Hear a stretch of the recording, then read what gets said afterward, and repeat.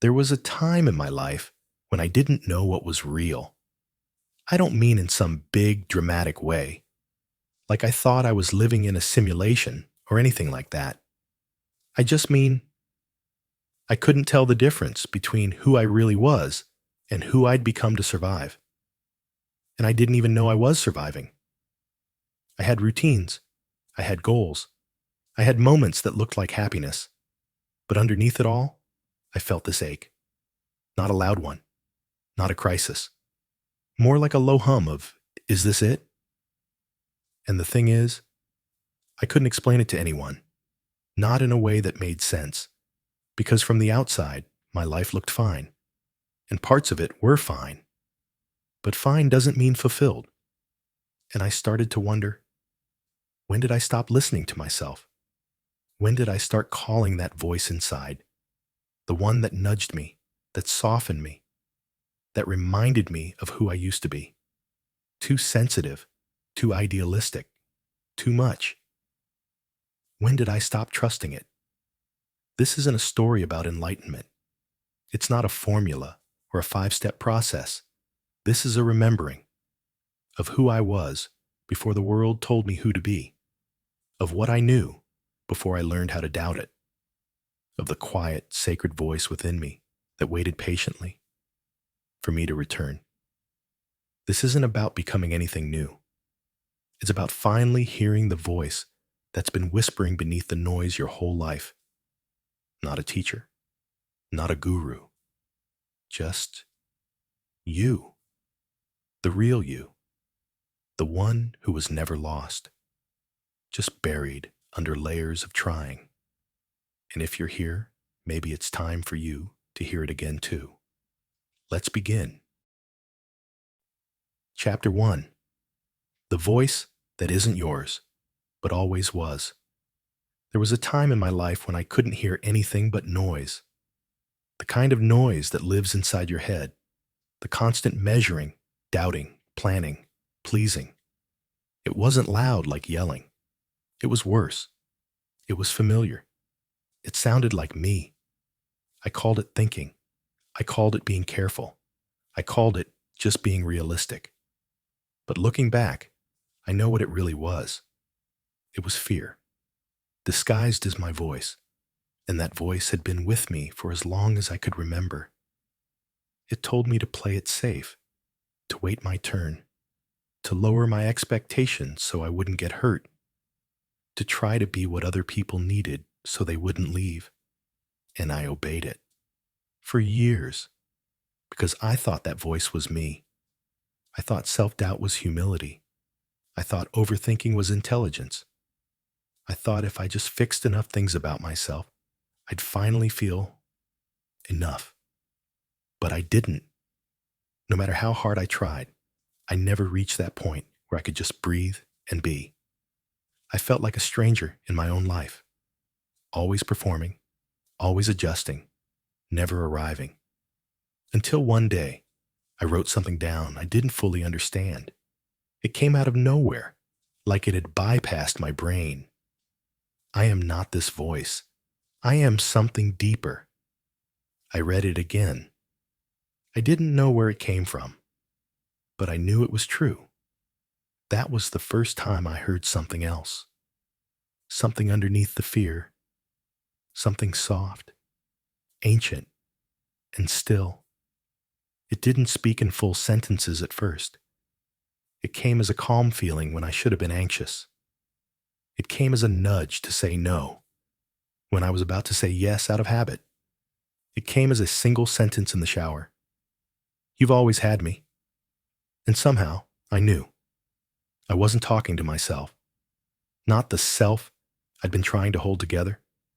It was another part of me, a deeper self, a wiser self, a voice that didn't come from pain or programming. And for the first time in my life, I listened. I've been here since the beginning, before your name, before your memories, before anyone taught you how to be human.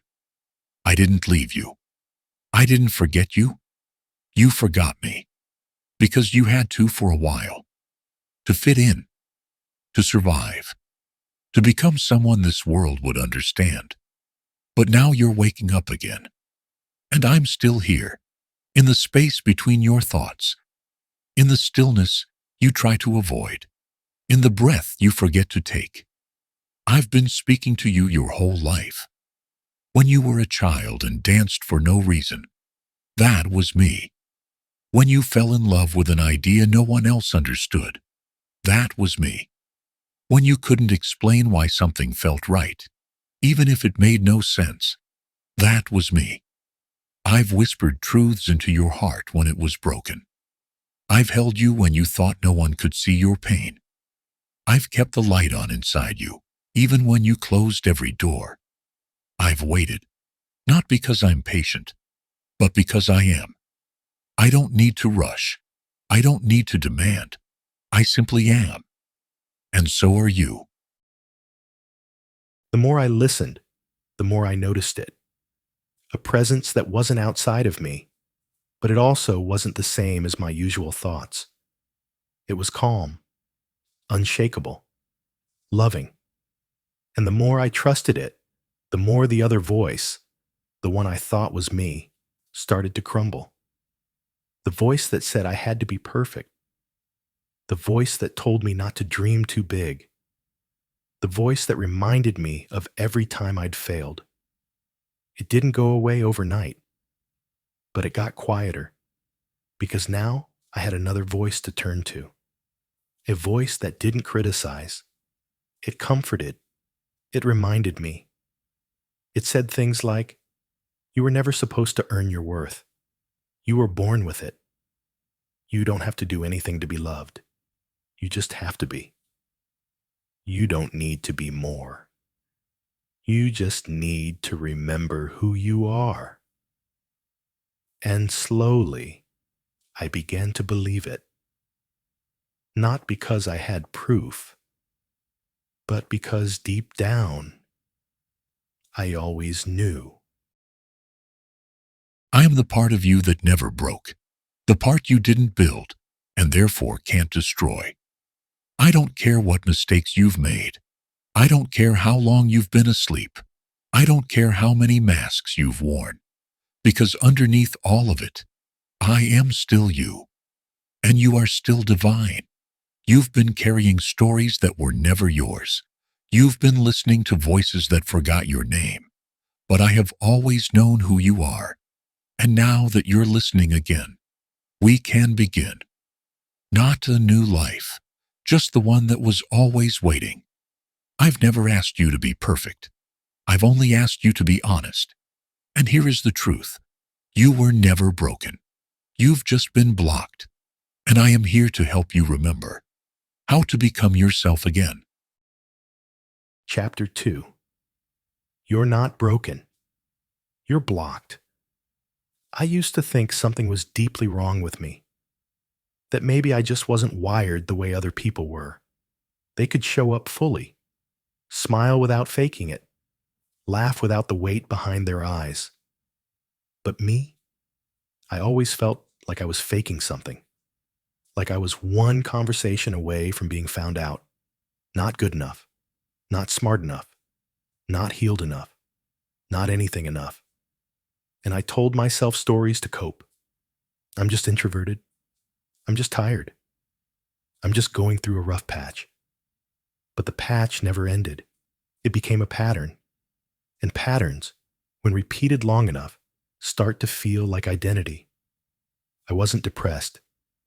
I was just not built for this world. I wasn't anxious. I was just really observant. I wasn't afraid. I just didn't want to get my hopes up. But beneath all those explanations was something even deeper I couldn't say out loud. I think I'm broken. I think there's something wrong with me that I can't fix. I never told anyone that. Not directly. But I showed it. In the way I apologized for existing. In the way I rejected compliments. In the way I laughed off my own dreams before anyone else could. I was surviving, but barely. I had moments of light, of clarity, of joy, but they felt like accidents, not something I could trust. And then one day, during a moment of absolute stillness, I heard a voice inside me, not dramatic, not booming, just present. It said, You're not broken. You're blocked. at first I didn't understand, but then it hit me. Maybe all this pain, all this heaviness, all this numbness wasn't proof of failure. Maybe it was resistance. Maybe what I'd been calling my identity was just a series of walls I built to protect myself. And those walls had blocked more than just pain. They'd blocked truth, joy, connection, me. You were never broken, not even on your worst day. What you called brokenness was a distortion, a misalignment between who you really are and who you thought you had to be. The fear, the fatigue, the confusion, those weren't flaws.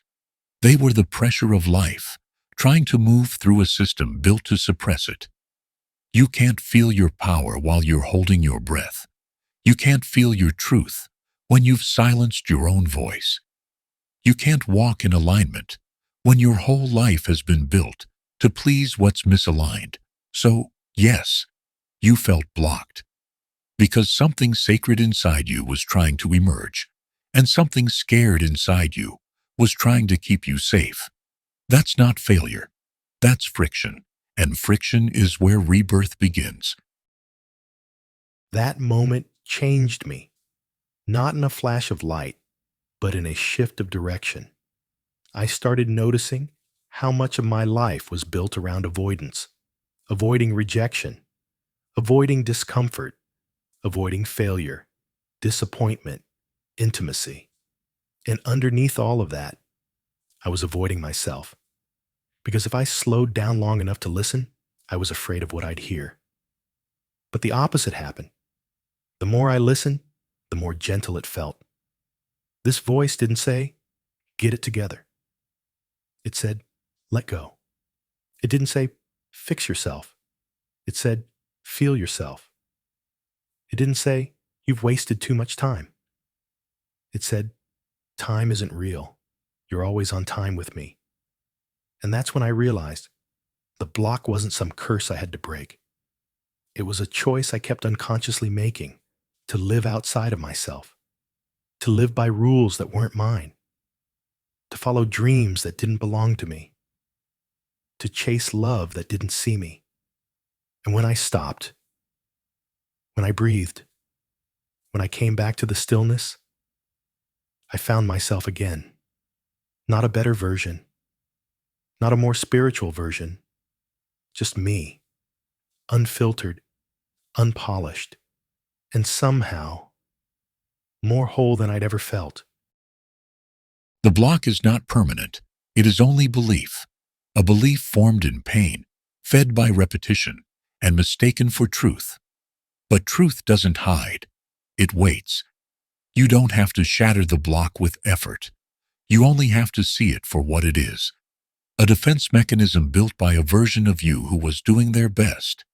Honor that version. Then gently release it. You don't need to fight your way back to wholeness. You don't need to earn your way back to love. You only need to remember, you aren't broken. You've just been holding your breath. And I am the breath you've been waiting to take. Chapter 3, Thought is Creation. And you've been creating backwards. There's something no one tells you about your thoughts.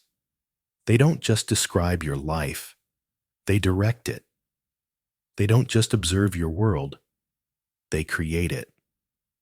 But for the longest time, I thought my thoughts were just noise. They happened automatically, didn't they? Like background static, just part of being human. I'd wake up already in a narrative. I'd move through the day inside an invisible script. You're late. You're behind. You're not doing enough. They're probably disappointed in you. I never asked for these thoughts. I never invited them in, but they ran the show, quietly, constantly, invisibly. I didn't question them. I obeyed them. I shaped my life around them, mistaking them for truth. And when things didn't work out, when I got rejected, when the job didn't happen, when the person I wanted didn't choose me, I told myself it was just reality. But I didn't realize my thoughts were shaping that reality, not in some mystical, out there, far away sense, but in the most ordinary way. They influenced what I noticed, what I avoided, what I expected, and what I energetically allowed. Until one day, I wrote something again, something I didn't fully understand at the time. It said, "Your thoughts are prayers, and your attention is worship." And just like that, something shifted. I started to see how often I was unconsciously praying for what I didn't want. Creation does not begin with action. It begins with attention. What you attend to, you give energy. What you give energy, you give life. And what you give life becomes your world. Thought is not passive. It is the architect. And you, beloved, are not a victim of your life. You are its author. Every time you dwell on fear, you rehearse a future you don't want. Every time you replay your wounds, you renew the contract with your pain. Every time you tell yourself, "It never works out for me," the universe says, "As you believe, so it shall be." Not because you are being punished, but because you are that powerful. You were never meant to beg for better. You were meant to believe for better and become it. But you've been creating backwards. You've been waiting to see something before you'll believe it. But belief is not a reaction. It's a generator. Your outer world is not the cause. It's the result. Your thoughts come first. Then the evidence follows. Always. That realization hit me hard. I started tracking my inner dialogue, not to control it, but to understand the atmosphere I'd been living in without even noticing. And it was stormy. Most of my thoughts were defensive. Even when I was calm on the outside, inside I was rehearsing failure, preparing for betrayal, expecting to be disappointed. And somehow, I kept attracting exactly what I feared. Not because I was cursed, not because the universe was cruel, but because the energy I emitted was more honest than the smile I wore. I said I wanted love, but expected abandonment. I said I trusted, but feared I'd be let down. I said I believed, but lived like someone waiting for the other shoe to drop. And my world obeyed. It was never about blame. It was about awareness. Once I saw it clearly, I couldn't unsee it. I realized I had to start thinking from what I wanted, not about it. There's a big difference. Thinking about a dream often keeps it distant. Thinking from it, feeling it, embodying it, trusting it, is what brings it near. Stop rehearsing failure. Stop worshiping doubt. Stop making altars out of your worst-case scenarios. You are not meant to live in reaction. You are meant to live in remembrance. Remember who you are. Remember what you carry. Remember what I've been telling you all along. What you hold within becomes what you hold without. So hold peace. Hold clarity. Hold the vision of the life you ache for. Not someday. Now. Not to manipulate life, but to match it. You do not attract what you want. You attract what you are. And what you are is a creator. So be intentional with your thoughts. Not perfect, not obsessively positive, just aware. Catch yourself when the old thought comes in. Gently say, "That's not who I am anymore," and choose again. That is how you shift worlds. One thought, one return. One quiet yes at a time. I still have days where the old voice tries to come back. It tells me to be careful, to lower my expectations, to not get my hopes up. But I don't argue with it anymore. I just say, thank you for trying to protect me. But I don't live there anymore. Because now I know every thought is a seed.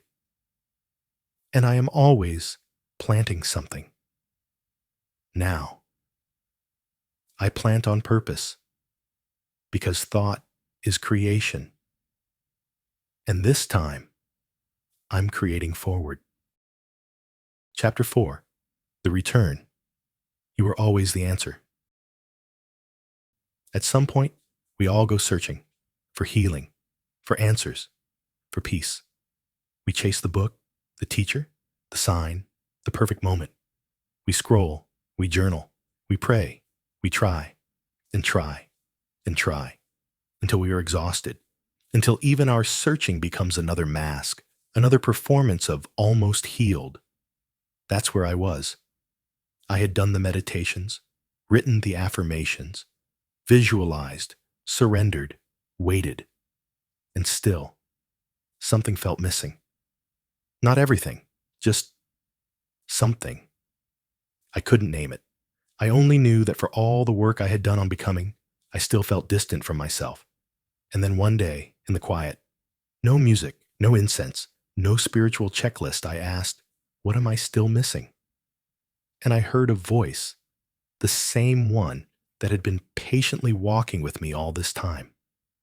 It didn't give me a strategy. It gave me a sentence. You are not the seeker. You are the source. You've spent so long reaching for what you already are. You've mistaken the longing for lack. You've mistaken the ache for absence. But listen closely.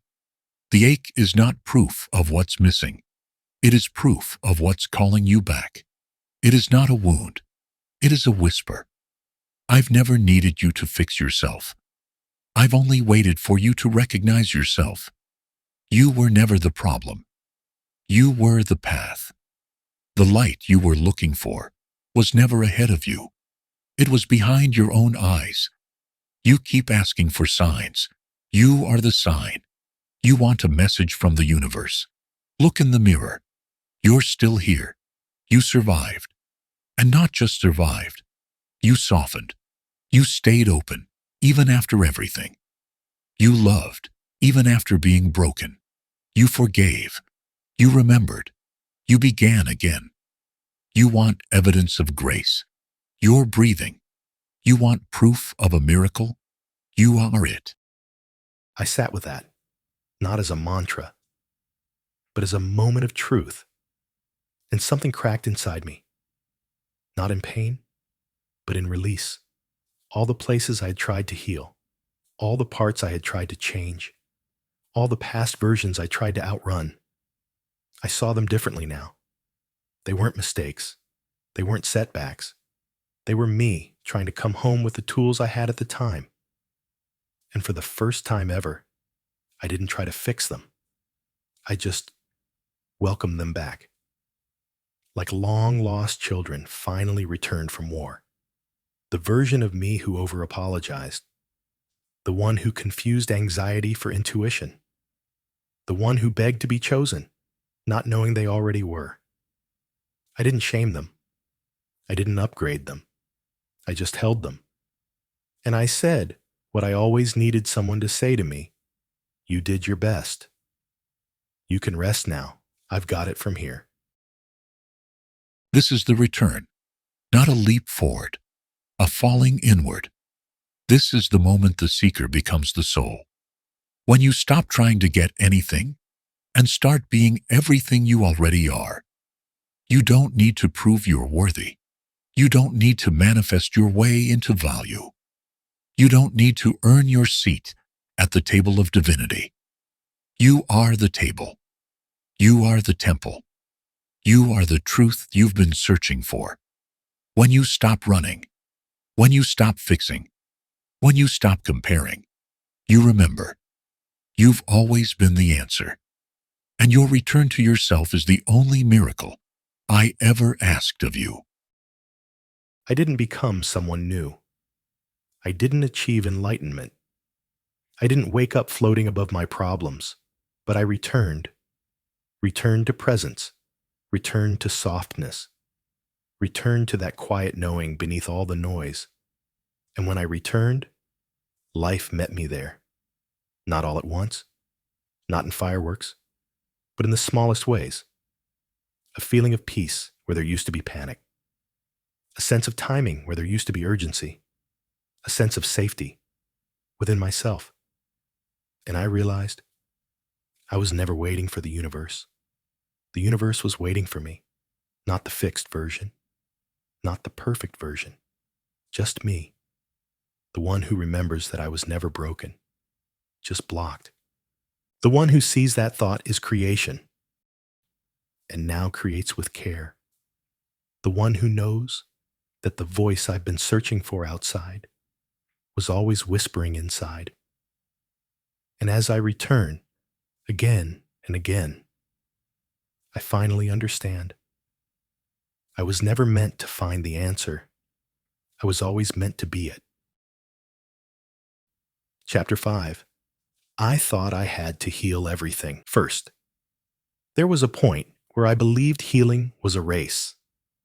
Like if I could just fix enough, forgive enough, meditate enough, then I'd finally arrive. Arrive where, exactly? I wasn't sure. Just somewhere better. Somewhere less messy, less emotional, more peaceful, more high vibe. And so I treated myself like a project. I read all the books, listened to the podcasts, made peace with my inner child, then circled back to reparent her, just to be sure. I microanalyzed every reaction, every trigger, every dip in energy. It became a full-time job, this endless pursuit of being okay. And for a while, it looked like growth. But secretly, I was still trying to outrun something, still convinced that parts of me were unacceptable, still whispering to myself, we can't rest yet. We're not there yet. Just a little more healing. And then life, in its gentle but inconvenient way, gave me something I wasn't ready for. Something good. Something I had prayed for. But instead of feeling joy, I panicked. I felt like an imposter because I thought, I haven't healed enough to have this yet. You don't need to heal everything first. Healing is not a prerequisite for love. It's not a ticket you cash in to finally deserve good things. You are not a broken machine waiting for repair. You are a living soul in motion. There is no final version of you that earns joy. Joy is your birthright. You don't need to finish your healing to be held. You don't need to master peace to feel peace. You don't need to become a higher version of you to be worthy. You are already enough, not in some motivational quote way, in a very real, very now, very sacred way. Right here, right now, even in the middle of the work, even in the middle of the mess. When I heard that, really heard it, I cried. Not because I was sad, but because I realized how hard I had been on myself. Even my healing had become another version of self-rejection. I was waiting to become lovable, waiting to become safe, waiting to become calm enough, wise enough, healed enough, to finally rest, to finally let it in. But life doesn't wait for you to be perfect. It meets you in the middle of your chaos. And sometimes it hands you beauty while you're still bruised. And you have two choices: to push it away with your unworthiness, or to open the door and let it love you now. Stop disqualifying yourself from your own joy. You are not late. You are not unready. You are not too messy. You are sacred even in your unraveling. Stop trying to earn your healing. Start letting yourself receive. Stop measuring your worth by how spiritual you sound or how unbothered you appear. Your softness is strength. Your presence is power. And your permission to be fully loved while still unfolding, is the doorway to everything you've been asking for. You don't have to heal to arrive. The arriving is what heals you. Chapter 6. Learning to let the good stay. I used to be really good at beginnings. I could feel the spark, the excitement, the possibility, new friendship, new opportunity, new love. I'd let it in, at least at first. But as soon as something felt too good, I'd start looking for the exit. I wouldn't always leave, but I'd start pulling back, emotionally, energetically, quietly. I'd stop texting first. I'd overthink what I said. I'd assume they were going to leave, so I'd prepare by stepping away first. It's strange, because I craved closeness. But when it came, I didn't know how to trust it. Not because anything bad had happened, but because it wasn't familiar. We don't always reject love because it feels wrong. Sometimes we reject it because it feels new. And what is new feels unsafe when you've lived inside old stories too long. You learn to survive on scraps of affection. You learn to read silence like it was your responsibility. You learn to anticipate disappointment before it arrived. So when love finally knocks, gently, sincerely, you brace for the fall. Not because it's falling, but because you always did. And that pattern became a comfort. But love, true love, will make you uncomfortable because it doesn't match your pain. It heals it. And healing feels unfamiliar until it doesn't. It's strange what you start to notice when the good arrives. At first, I couldn't even receive a compliment without deflecting it. Thanks, but I still have a lot of work to do. Appreciate it, but it was just luck. I'm okay, just tired. Because letting someone see me, really see me, meant I couldn't hide behind striving anymore. There's a vulnerability in being witnessed without performance, and for a while that felt scarier than rejection. Because if I let the good in and lost it, I thought I'd never recover. So I played small. I dimmed things. I called it humble, but really, it was fear.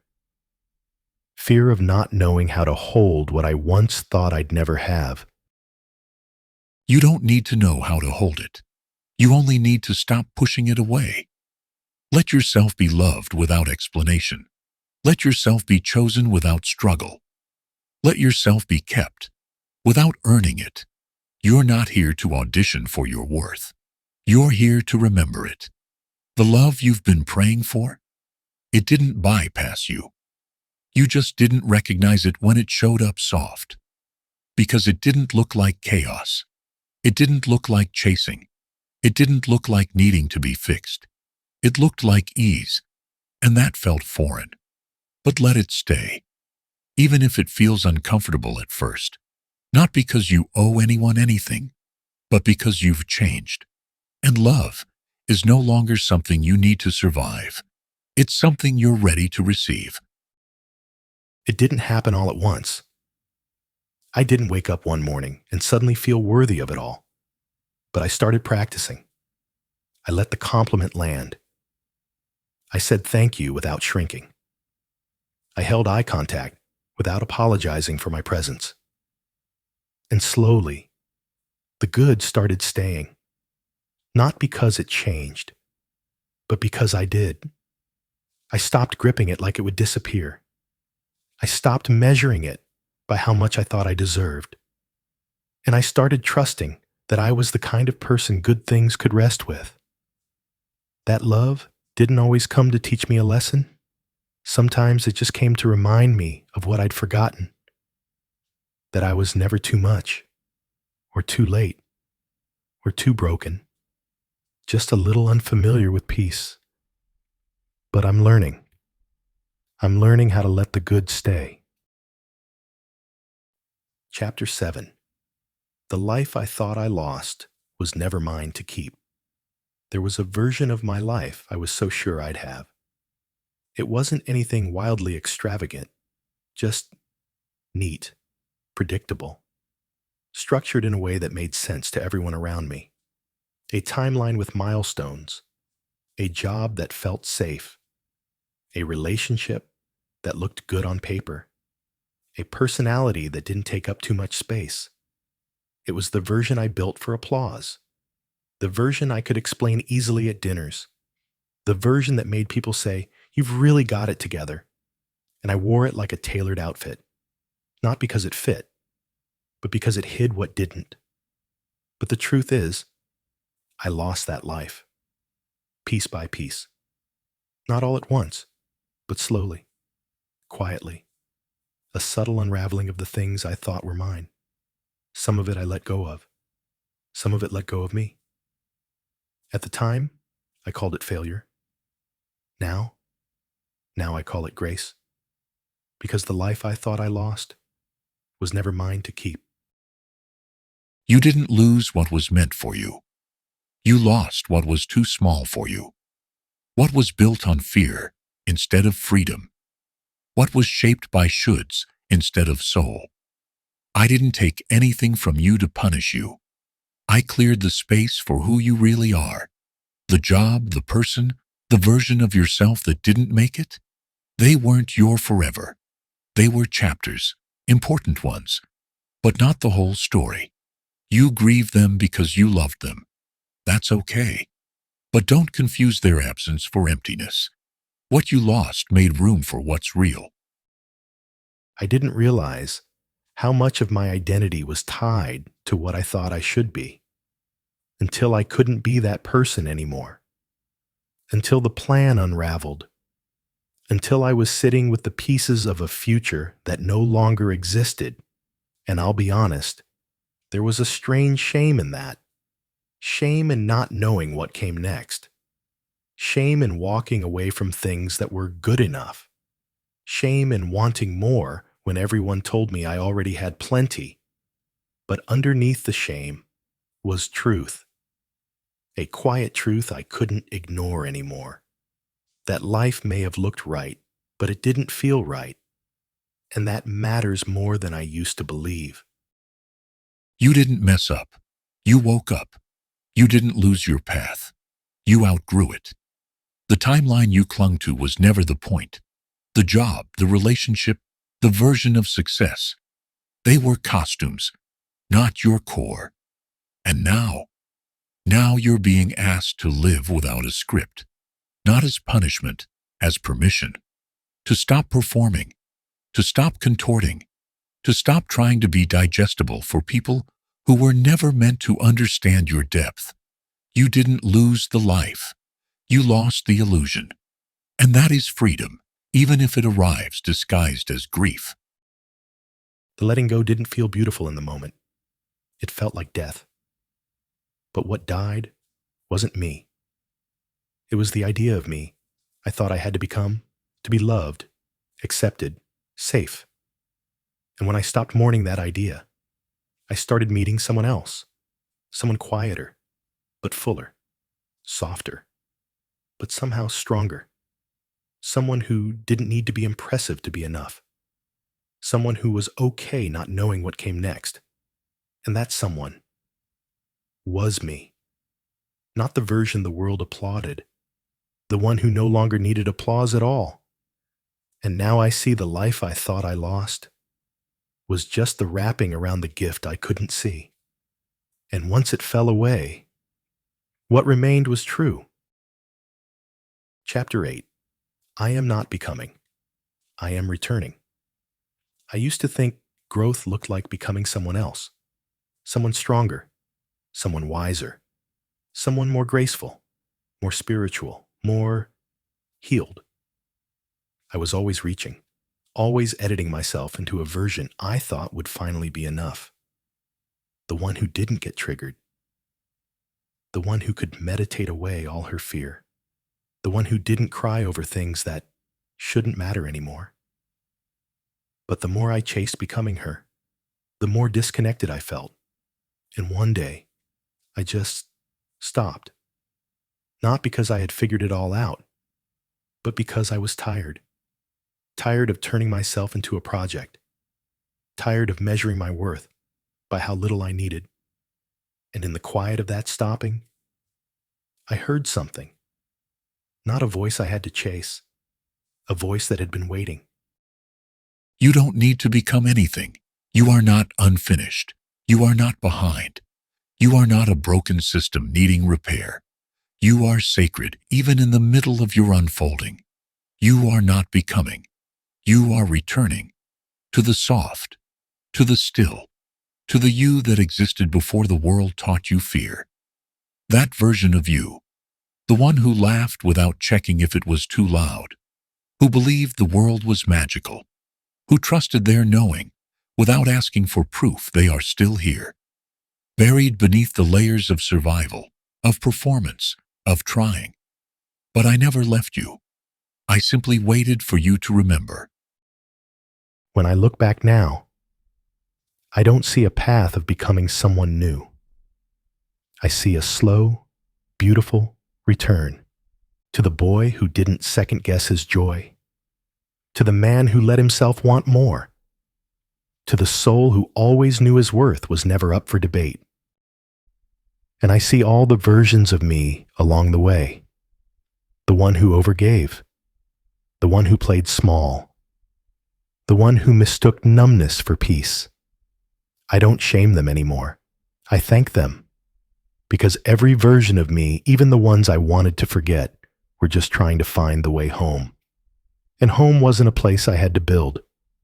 It was a space I had to remember. You don't grow by forcing change. You grow by making space, by choosing to soften instead of shrink, by choosing to stay present instead of disappear. Return to the breath that knows your name. Return to the quiet that doesn't need performance. Return to the now, the only moment that has ever truly held you. You do not need to strive for worth. You are the worth. You do not need to chase clarity. You are the clarity. You do not need to earn arrival. You are already here. You are not becoming.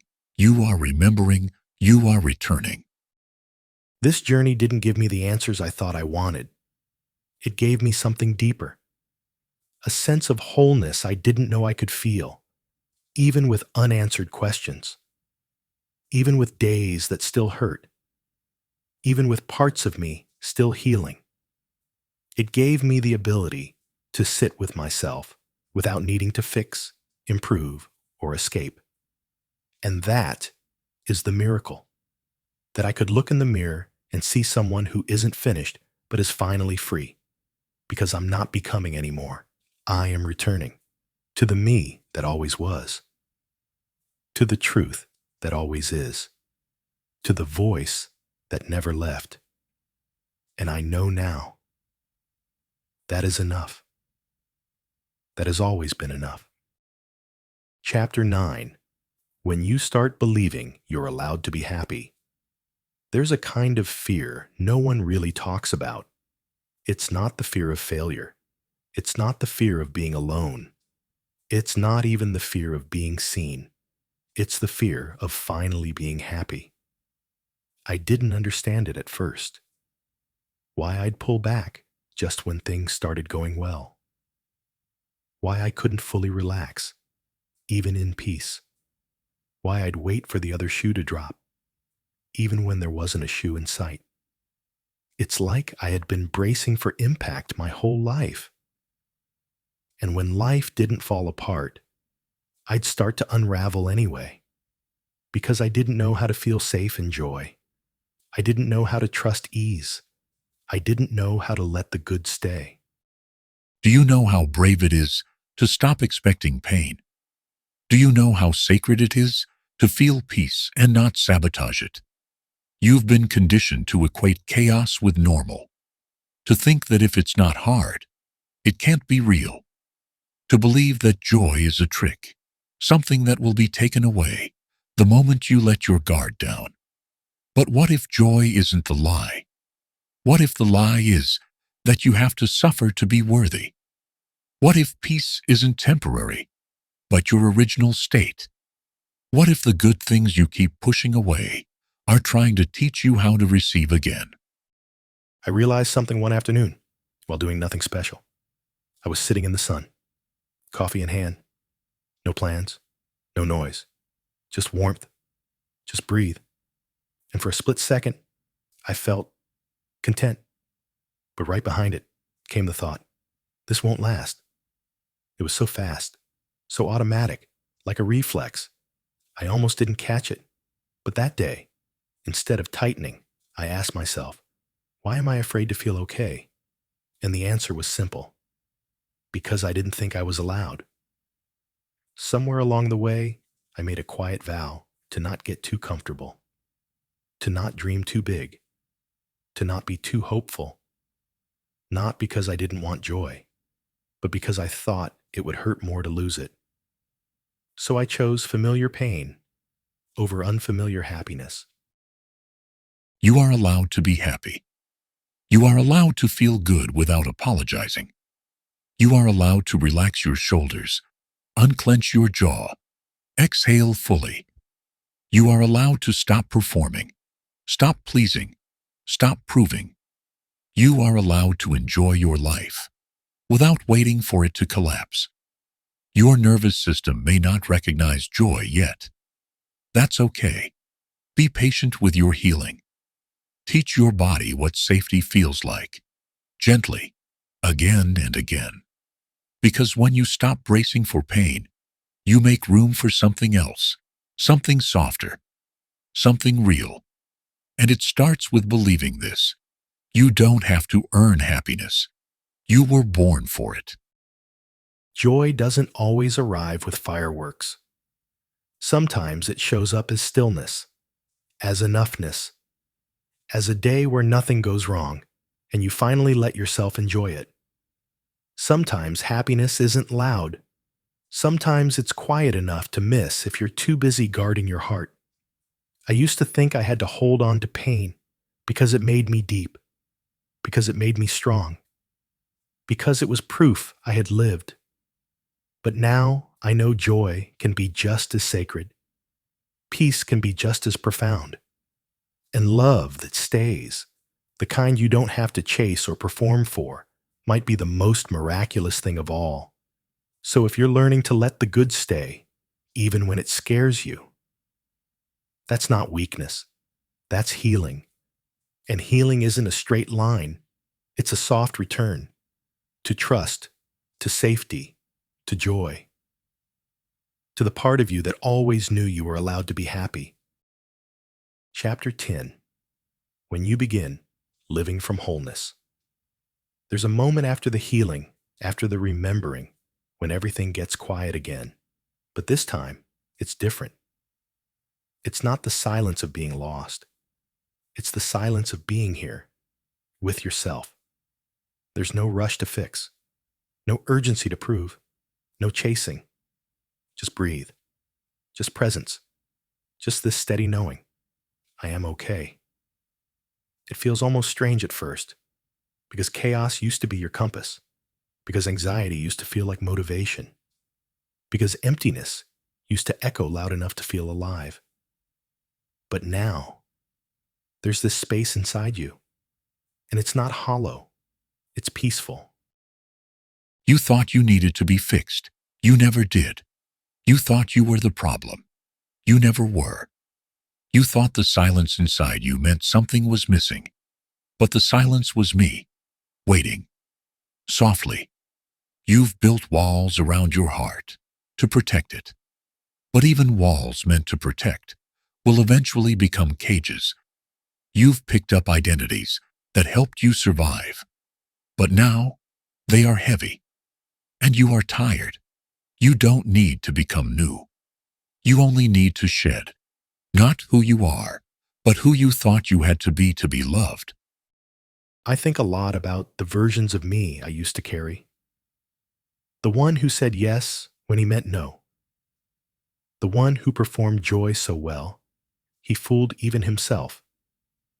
The one who mistook being quiet for being safe. I don't hate him anymore. I hold him. Because he kept me alive in places I didn't feel safe being real. Because he did the best he could with what he knew. Because he carried a soul too big to be boxed in. And when I began letting him rest, not erase him, not punish him, just let him rest, that's when I started to hear myself again. That's when I realized I was never broken. I was just tired of holding versions of me that weren't mine. You are not your shame. You are not your trauma. You are not your silence, your mistakes, or the stories others placed on you. You are the breath beneath it all. You are the light beneath the layers. You are the presence that never left. And now, it's time. Time to unlearn the fear. Time to loosen the mask. Time to come back. Fully, softly, bravely. Let yourself emerge. Not into someone new, but into someone true. You don't need to force it. Just listen. I am still here. You were never broken. You were just buried. And now you are ready to rise. Some people talk about healing like it's a ladder, like you climb up, step by step, until you reach some final version of you. But for me, it felt more like excavation, like gently brushing away the dust until I found what was always there. Not a new self, just a real one. And maybe that's what this whole journey has been, a return to the you who never needed to be anything but exactly what you are now. Software strong, still here, still whole, still worthy. And finally, seen. You were the voice all along. If there's one thing I hope you remember from this journey, it's that you don't have to go anywhere to return to yourself. You don't need to earn clarity. You don't need to perfect your past. You don't need to rush into becoming someone else. Because beneath everything you thought you had to fix, there's a self that never broke. A self that always knew. A self that waited quietly behind the noise. A self that didn't need to be louder, just heard. This voice, this knowing, this peace that doesn't demand anything from you, it's not outside of you. It's not in a teacher or a technique or a timeline. It's you. You were the voice all along. And now that you've remembered, you don't need to chase anything. You don't need to prove anything. Just listen. The answers are quieter now, but they've always been yours.